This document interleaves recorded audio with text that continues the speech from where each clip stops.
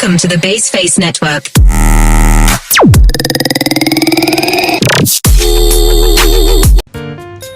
Assalamualaikum warahmatullahi wabarakatuh. Nama saya Fadila Rahmatia Tahir dengan NIM 9414220058.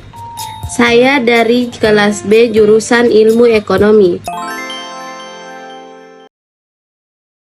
Baik, saya di sini akan menjelaskan singkat mengenai apa itu instrumen moneter yang bersifat direct, tujuannya apa, jenis-jenisnya apa saja, serta penjelasan bagaimana transmisi moneter dari setiap direct instrumen itu bekerja. Yang pertama, instrumen moneter direct.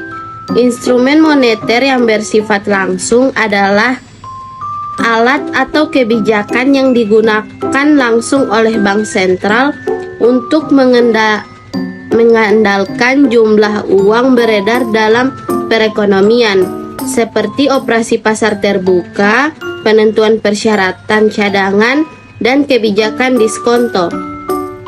Ini berbeda dari instrumen tidak langsung yang bekerja melalui pengaruh pada pasar keuangan atau keuangan perbankan. Instrumen moneter yang bersifat langsung adalah instrumen yang digunakan oleh bank sentral untuk secara langsung mengandalkan jumlah uang beredar dalam perekonomian. Berikutnya, tujuan instrumen moneter. Tujuan instrumen moneter yang bersifat langsung adalah untuk mengatur suku bunga dan likuiditas di pasar keuangan dengan mengendalikan jumlah uang beredar dan suku bunga. Bank sentral dapat mencapai berbagai tujuan kebijakan moneter, seperti menjaga stabilitas harga, merangsang pertumbuhan ekonomi, atau mengendalikan inflasi. Tujuannya adalah untuk mengatur suku bunga dan likuiditas di pasar keuangan untuk mencapai tujuan kebijakan moneter yang ditetapkan. Berikut jenis-jenisnya. Yang pertama, operasi pasar terbuka, yaitu bank sentral membeli atau menjual surat berharga pemerintah atau sekuritas lainnya di pasar terbuka untuk mengatur likuiditas dan suku bunga. Yang kedua, penentuan reserve requirement, yaitu bank sentral menetapkan jumlah minimum dana yang harus dipertahankan oleh bank komersial sebagai cadangan yang dapat mempengaruhi jumlah uang yang tersedia untuk dipinjam.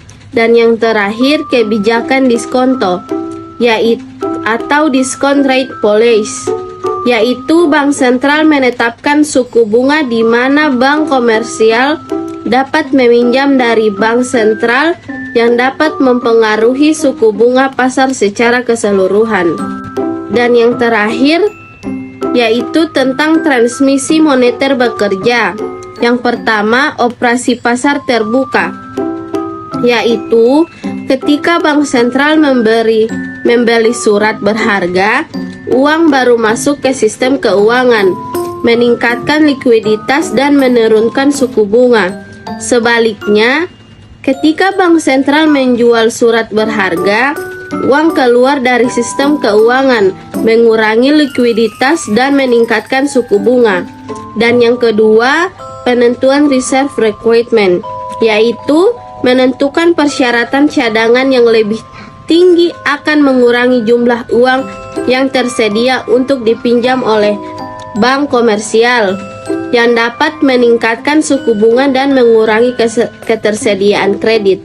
Dan yang terakhir, kebijakan diskonto, yaitu menaikkan suku bunga diskonto membuat biaya pinjaman dari bank sentral lebih tinggi bagi bank komersial, yang kemudian akan meningkatkan suku bunga yang mereka kenakan pada pinjaman kepada konsumen dan bisnis.